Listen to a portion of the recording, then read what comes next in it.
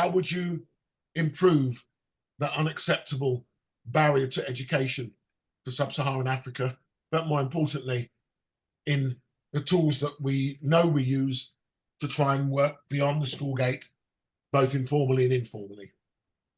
Yeah, okay. I'm to be writing, right?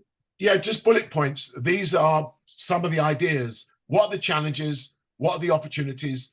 How do you plan, prepare? It's there in your delegate pack. I don't want to be too perspective Okay. nature of the art if possible, but I would like to hand over to yourself. Success, if you've not met David, David meet success, success meet David. Please make the time. You've only got 38 minutes, and there is an educational inspector who is considering supporting education in the way that you're proposing, but wants to know what ideas and how you would go about it. So I leave it to you now. I'm the inspector, and I'm wanting to be convinced that you have. So we're going to make comments, and then we will come up with the final solutions. Yes, please. Yeah. So I think the problem statement has already been given, which is the 90 million out of school children. I think that's the problem we are facing in the sub-Saharan Africa. And I feel that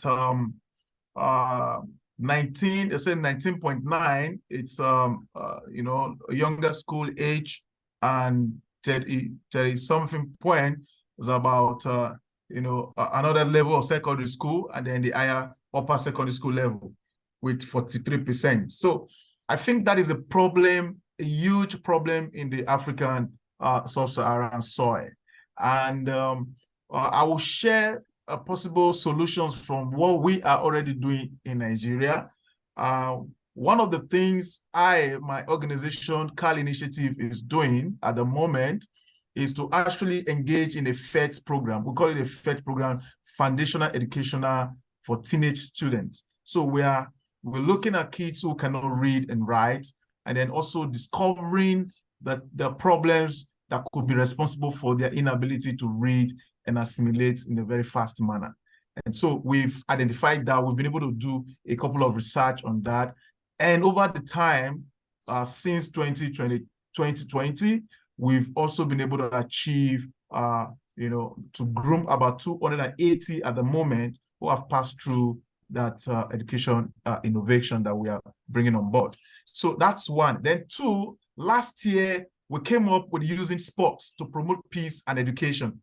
And we will focus on golf for junior school children. We call it Junior Golf Championship. The idea was actually to bring in, because we believe that a lot of well-to-do Nigerians are into golf sports. And so there's this general mentality that golf is for the elites, or those who have money. So we try to bring it down to those who feel originally they wouldn't have been able to have opportunity of playing the golf, but now we make the access available to them to play the golf, and then bring elite together to donate towards our back to school project, which is another way of reducing the out of school children. So after the project, the proceeds we got, we went to Kaduna, we went to Bauchi, we went to Sokoto, and we're able to feed back about 80 students back to school for the first academic session. So I think these are two basic tools that we are using, a solution that we're using to see how we can, reduce the out-of-school children. The first is the first project, which is the literacy projects, and then the second is using golf, a junior golf championship, to get kids involved in sports, and then thereby promoting peace and also mobilizing resources to fund our back-to-school projects. So excellent. I think excellent. David? Yes, please. Comments? Anything you're doing in that space, please? Yes, thank you so much. Yes, Geoff. And Dixon, my partner, thank you so much. Rather success. Thank you so much, Dave. Yes, according to what you have presented, you have given us that a big number of school dropouts, children out of school in the sub-Saharan Africa. It's really amazing. And in Uganda, we are experiencing that.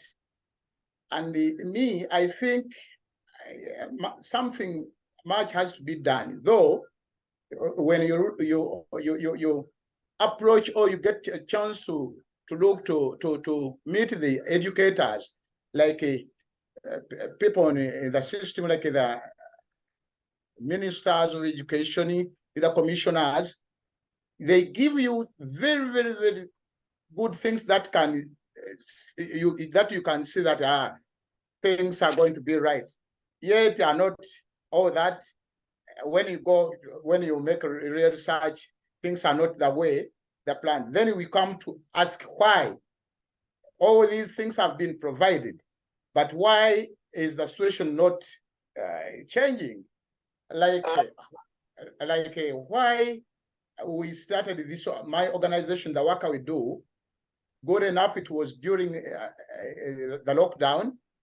We found the girls, because I found the girls doing work, some jobs that were not supposed to be done by them. Girls being exploited, both sexual and labor, in labor terms.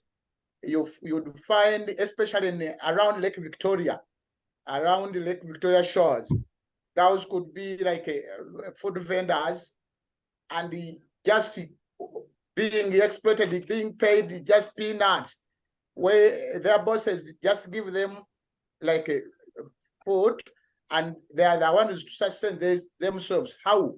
By accepting their bodies to be touched by their customers.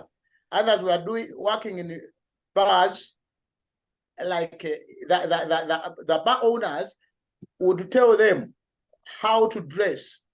These are young girls in their teenage, but being exploited by the customers, and yet they are coming from poor families.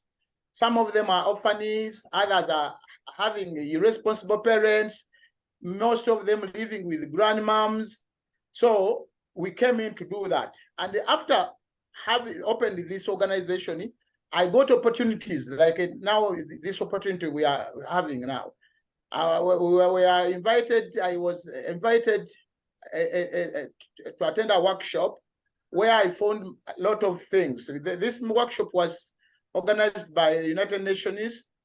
I think it's called learning. Is it something of that? I'm forgotten, but we met, and I found that there are a lot of good things that are put aside, that are put forth to help this situation by the Ministry of Education. But where does these go? Where do they go? We don't know. So I think there's a very big gap between the ministries, the educators, and then the implementers. So during our workshop, I tried to say that maybe there would be a link, like the NGOs. What do we do? How can we get helped? Because for us, we are in the field. We have the aims, why we started these NGOs. We have identified the problems. So that's what I think we should link between the educators from the ministry and then the community, where this problem is, where the children are there, they are not going to school. And another thing is poverty. That's when you look in the African countries, many African countries, the gap between the haves and the have-nots, the rich and the poor, is very wide, whereby those people who are able to take their children to school can, and there are many others who can't even afford. For example, in Uganda, we are having a universal, we call it universal primary education, UPE, and then the universal secondary education, whereby the government is free education. But because of the certain challenges, school administration came up with some small fees that parents should at least pay to facilitate the programs in the schools. But even though those small fees that are supposed to be paid by those parents. Some of them cannot. You find that children are still at home. Others can't even afford to pay that little money. So what can we do? So it means there's a very big number we are leaving behind. And also the teenage mothers. Some of them are victims of their friends, uncles, and the relatives. After being exploited, they become pregnant at a younger age, then they are neglected, and some of them are chased from their families. So what are we going to do with that? I came up with how can we, like NGOs like mine, Let the Girl Be Uganda, we came up with some good 5 smart programs. Among these programs, we didn't just come out to say that we do this, because we want to empower the girls, these vulnerable girls, so that they can also get better life. We looked at it and said, we cannot empower them without taking them back to school. They have to get both formal and informal education. But how? Then we said, as we are still looking for the ways and measures to get tuition, take them to school, we can have our classes, like the informal ones, so that we counsel them. We try to restore the lost hope they had. Somebody is a child, but having a baby, becoming a mother when they are also children. So it's so difficult. What they passed in, they were neglected by their families, even the people, the men and boys who impregnated them. So how do we help this situation? And then we decided, yes, I think I'm taking a lot of time. That's really valuable, because I'm hoping, Elsie, you've heard all of this.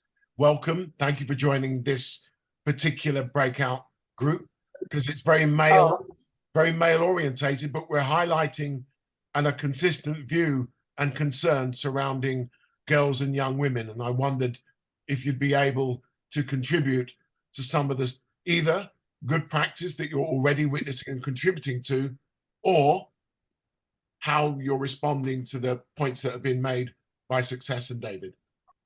Okay, thank you. Thank you for giving me this opportunity, Ms. Elsie. So I heard what you said, and I agree with him perfectly, because in Ghana, there are similar things like this that is happening in families and all. Children at the age of somehow 5, 6, 7 there have to go out to the streets to fend for themselves and the family. They have to go out and beg. They have to go out and do sort of work that are not even appropriate for them, just to be able to get ends meet for the family. And some even have to resort in stealing or selling hard drugs. Some have to also end up in prostitution, selling their bodies, working in places that are inappropriate for them, just to get something for the family. And we don't have an NGO, but I work with Shanti, and she gave me this opportunity to join this youth center, and I'm really grateful for that. I'm a dance teacher, I'm an artist, a dance teacher, bead maker, and all those that is into art. So what we do is, back in 2013, 2014, we got the opportunity to work with... I can barely hear Hessie. I can barely hear you. Elsie, a little louder, please. Okay, sorry. Thank you. Okay. So why did you lose me so that I can try and talk from there? Success, you're leading. Yeah. Okay. I said that the microphone has not been clear, so I've been straining my ears to actually pick what you're talking about. So I'm completely out. Okay. Thank you. Okay, I think a lot to say. I think it's important, Success, because you're noting the feedback. But Elsie, I was straining my ears. We have children who, in order to provide for their families, are either selling their bodies or selling drugs. The exploitation of them and how that is addressed reflects what is dance. And Elsie's now left us, so I think she was having connection problems in the first instance. But I think the issues are, as we feared and as we are trying to address, looking at how we can overcome poverty. And Elsie's just again going to join us, hopefully, and with a better connection. Yes. But Success, I think what we've all agreed, and I'm going to become invisible again because Success, it's how you feed back to the main workshop forum. But I'd like you to respond to David, and I'm just going to keep admitting people as they drop in and drop out. So I'll hand back to you, Success and David. Okay. Yes. Now the solution. What is the solution to that? What are we trying to do? Like our NGO, I see, as I was saying, that we came up with 5 thematic programs, and one of them, which I'm going to talk about, is sports. How can we use sports and our music and MDD, music, dance, and drama, to solve this problem? And we do this after identifying the challenges, the problems of in the community where we operate from. For example, the high school dropouts of girls. Why do girls drop out from school? So we come up with many challenges, and then we look at the solution. Then it means, as an organization, we cannot work alone. We need the community members all together. Then how do we pass the message to them? So we organize through music and play. After we play, and we pass the music, the message through play and music. We go, for example, we can make and we get a day, and we call the community that we are going to perform for you music and free music and dance and drama, so that we can kill 2 birds with one stone.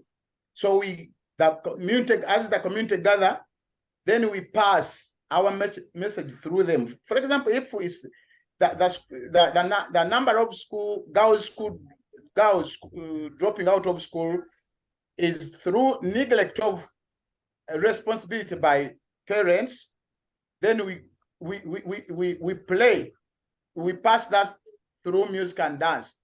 So, and even if we organize sports, like we can organize sports in schools, and we take, for example, we can offer them a trophy, and then we make schools to compete, and then we get activists who could come and talk about such the challenges and how we can go about them.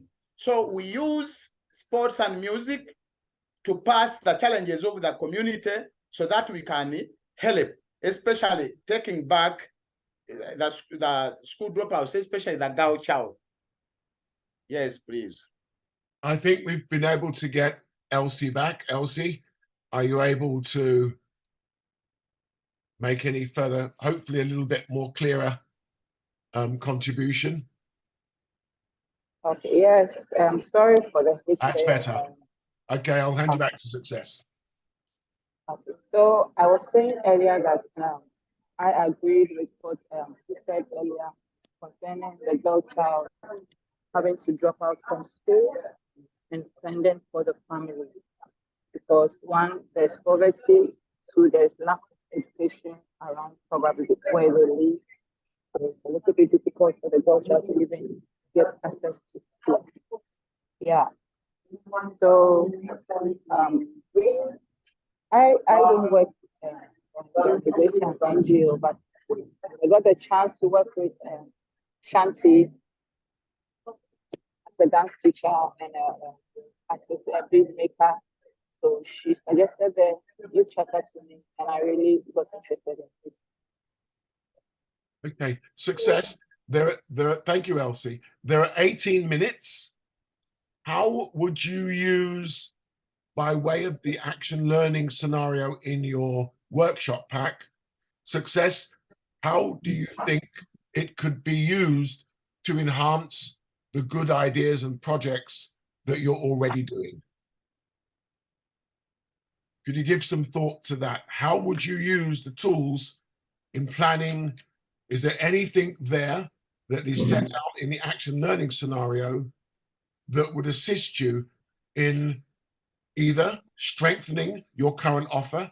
I'm particularly taken with your golf project, but overall, how could you enhance it? How could you possibly roll it out? How would you possibly share it with the action learning scenario guidelines? If we give that some focus of time, then you could look to summarize, because both yourself, David, and I think Success and Elsie, it seems as though you're looking to see what can help you and empower you. So yeah, Success, I'm going to leave you to lead. I'm just agent provocateur. Thank you so much, Dr. Geoff. Yeah, I think the youth-wise tools, right? The program pack on the site, it's a good tools that can be used to achieve a whole lot of program initiative that could address these whole challenges. I think are we supposed to participate with them? Or I'm joining the session. What's the problem?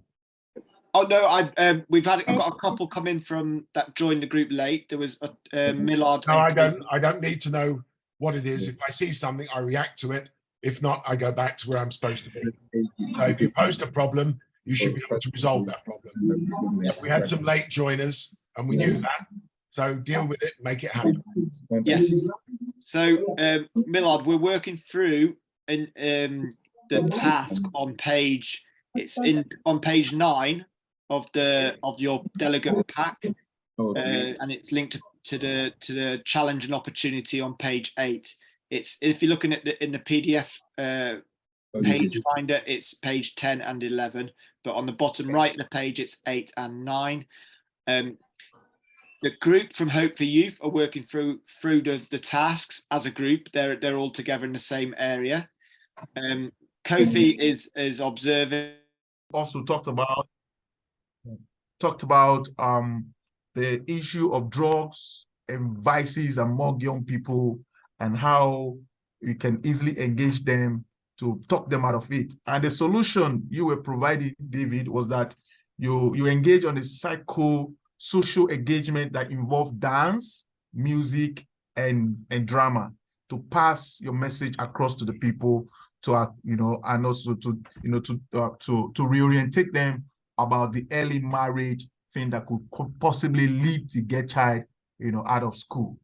And while we were also talking, we look at the role of the educators and the implementers, because you said that yes, the government has a very good education policies that could have helped to cater for all these challenges, but there seems to be a very big gap between the implementers and the educators. So how do we provide solutions to that? So you were saying that we need more of NGO commitment coming in, to fill up the vacuum and come up with innovations that could help, bring both the government, who are the policy implementers, and then the executor, who are the educators, to see how this can be done to, curb out of school children. Then we talked about funding as one of the major issue in the educational sector as a result of poverty. Poverty in the sub-Saharan Africa, it's so alarming, and that is also very largely responsible for the reason why most people cannot afford to go to school. And in as much as some countries like ours have initiated free education and all that, you still see kids, just for the little school charges that are involved, the books and the uniform that are involved, you see a lot of people not having interest to go to school. So in my own area of work, I've mobilized, I've engaged a lot of organizations, you know, like the Rotary Club, you know, here, to see how they can give out scholarships, you know, to some of the schools that we are engaging. And on our own part as CAL initiative, like the solution I brought, we engage on a school after school hour engagement of kids who cannot read and write in order to keep them in school. Because some kids, because they could not read, they feel, you know, they feel and develop this very low self-esteem, and as a result, they can easily shy away from coming to school. So we engage them after school hour to bring them up to speed, and that's one of the solutions that have also helped us. Over the 2 years or 3 years plus, we've raised over 280 kids who cannot read, and they are doing well in the higher classes. And then we also talked about the using of the golf, and then part of the aims and objectives of using golf is to ensure that golf is accessible to all, and it will interest young people who are not willing to go to school to get an informal education, as well as having a scholarship to go back to school. So it's a two-way, you know, solutions that we're also providing in that manner. So I don't know if I've been able to touch on the few things we've enumerated in the aspect of the challenges and then the solutions that we're providing.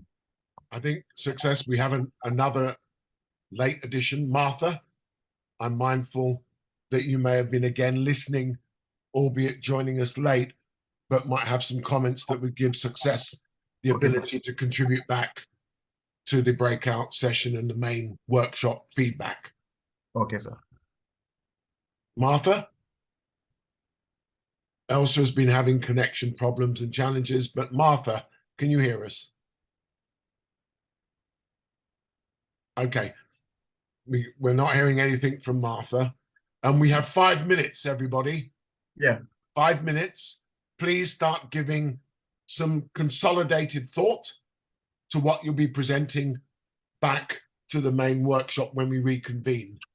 Success. But I think you're pretty much there. But yeah, I'll leave that to you. And Martha might well be, albeit a silent observer, able to see what and how things have related to what she's heard. Because I'm mindful we've talked about women and young girls in particular. I think we're all appreciative of the need to have gender equality and input, but I think you'll be able to more than represent the issues as well as provide some positive contributions to how we can improve the action learning challenge that was faced. Yeah. So, but Doctor, I made a recap of what we've discussed here. I heard that. Okay, so I don't know if we're good with that. No, I think it would be just how, with what you have recapped, how you would use, you've planned, you've prepared, and I think you'd be able to make use of what I've heard David talk about, which are the gaps between haves and have-nots, no links, the NGOs, the communities, the administrators, and the potential funders. So that's something I think that feeds back to the campus portal, and what I hope when we present will show the art of the possible, but more importantly, how you would use the Youthwise program. There is Cricketwise, Artwise, Rugbywise, Digiwise. There can be anything, Soccerwise. These are all education modules. These are, there can be Golfwise, for example. What I'm saying is, when you make it a tangible and bona fide education learning experience, that is where it is easier to get the funding, and then we can map it, track it, and where, as you said, you've got 80 to 90 youngsters back into education. That evidence presented attracts confidence and investment. But all of that represented and reported in real-time data starts to become very powerful. And what David was talking about, by what I consider an ELSA, is risk mitigation, duty of care, safeguarding. Are all these policies, procedures, and protocols in place? It only takes one tragedy involved in your project, and it can damage the reputations and relationships and support that you can receive in the future. So these are the areas we're making sure that we can present you to the global funders. We're talking about the World Bank. We're talking about making a serious approach. Yeah. You don't have to be chasing money. You get on with doing the real empowerment work and invaluable work that you do. But I'm already going over and above what I said I would contribute. But I think you're well equipped to be able to report back. Okay. Which is the beauty of what we do in bringing these collective efforts and contributions and seeing where we can take a collaborative and collective way forward. Because David's point was very valuable. There are no links. There isn't nowhere we come together. There is a gap. So how do we fill the gap? Well, I think there might well be something that might give you hope that we're beginning to address that.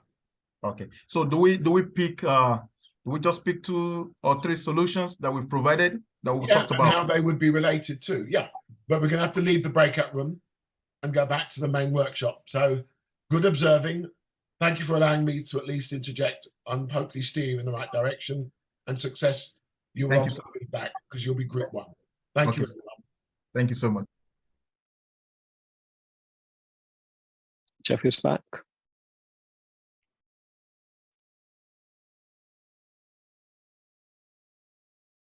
You know,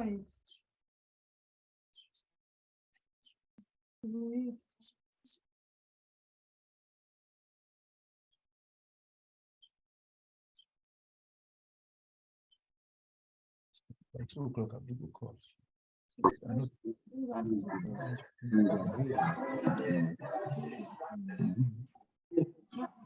You don't get Joseph's number.